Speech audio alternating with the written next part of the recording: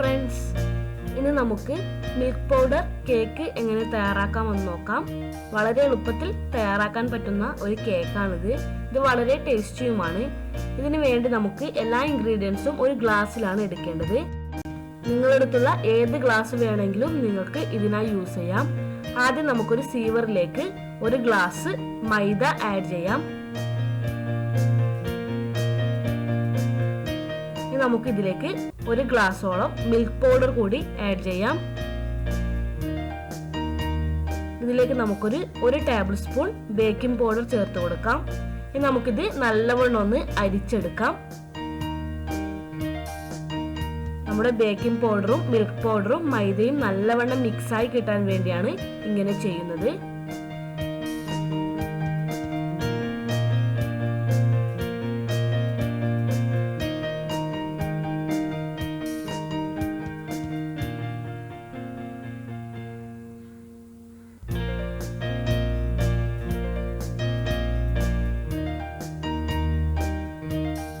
നമുക്ക് അരിച്ചെടുത്ത മിക്സ് മാറ്റി വെക്കാം. ഇനി വേണ്ട നമുക്ക് ഒരു ഗ്ലാസ് പഞ്ചസാരയാണ്. ഇനി നമുക്ക് ഇതേ ഗ്ലാസ്സിൽ മുട്ട എടുക്കണം. ഈ ഗ്ലാസ്സിൽ നമുക്ക് എത്ര മുട്ട ആവശ്യമാണോ അത്രയും എടുക്കാം. ഇതിലേക്ക് നമുക്ക് വലിയ മുട്ട ചേർത്ത് കൊടുക്കാം.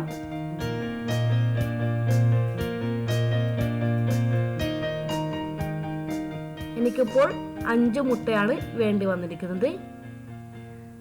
ഇത് നമുക്കൊരു ബൗളിലോട്ട് ആഡ് ചെയ്യാം. ഇനി നമുക്കിത് നല്ലവണ്ണം ഒന്ന് ബീറ്റ് ചെയ്തെടുക്കണം. ഹൈ സ്പീഡിൽ തന്നെ നമുക്കിതൊരു 5 മിനിറ്റോളം ബീറ്റ് ചെയ്തെടുക്കാം.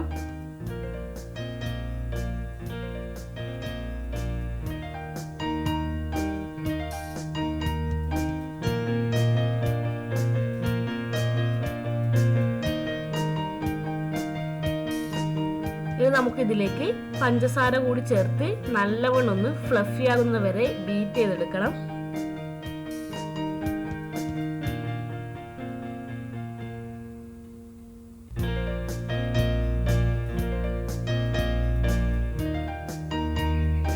ഇപ്പോൾ നമ്മുടെ മുട്ട നല്ല ഫ്ലഫിയായി വന്നിട്ടുണ്ട്.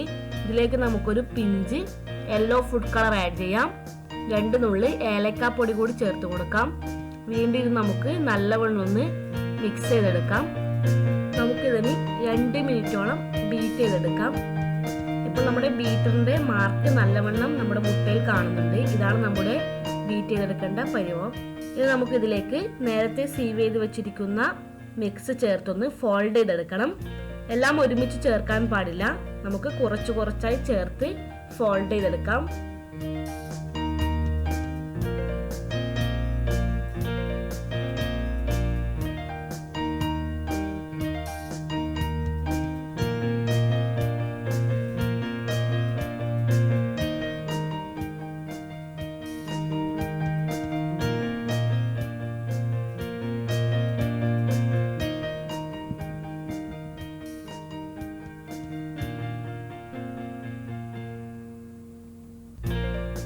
നമുക്ക് കട്ട കട്ടാതെ നല്ലവണ്ണം ഒന്ന് ഫോൾഡ് ചെയ്തെടുക്കാം.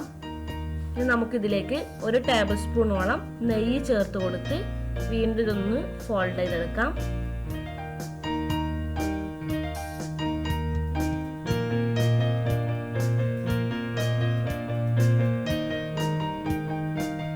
ഇനി നമുക്കൊരു സോസ് പാൻ വെച്ച് ചൂടാക്കി എടുക്കാം. ഇപ്പോൾ നമ്മുടെ സോസ് പാൻ നല്ലവണ്ണം ചൂടായി വന്നിട്ടുണ്ട്. ഇതിന്റെ അടിയിലോട്ടായി ഞാനൊരു പാത്രം കൂടി എക്സ്ട്രാ വെച്ചിട്ടുണ്ട്. ഇത് പെട്ടെന്ന് അടുക്കി പിടിക്കാതിരിക്കാൻ വേണ്ടിയാണ് ഇങ്ങനെ ചെയ്യുന്നത്. ഇതിലേക്ക് ഒരു ടേബിൾ സ്പൂണോളം നെയ്യ് ചേർത്തൊന്ന് ചൂടാക്കിയെടുക്കാം. നമുക്കിതിലേക്ക് നമ്മുടെ കേക്കിന്റെ മിക്സ് ഒഴിച്ചു കൊടുക്കാം. ഇനി നമുക്കിത് അടച്ചു വെച്ച് ഏകദേശം ഒരു 30 മിനിറ്റോളം വെരി ലോ ഫ്ലെയിമിൽ കുക്ക് ചെയ്തെടുക്കണം. 30 മിനിറ്റിന് ശേഷം നമുക്ക് തുറന്നു നോക്കാം.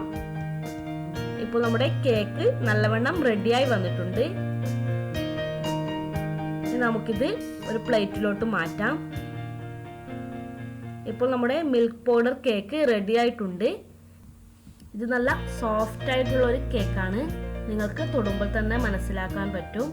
നമുക്കിത് നല്ലവണ്ണം തണുത്തതിന് ശേഷം കട്ട് ചെയ്ത് സെർവ് ചെയ്യാം. Thank you.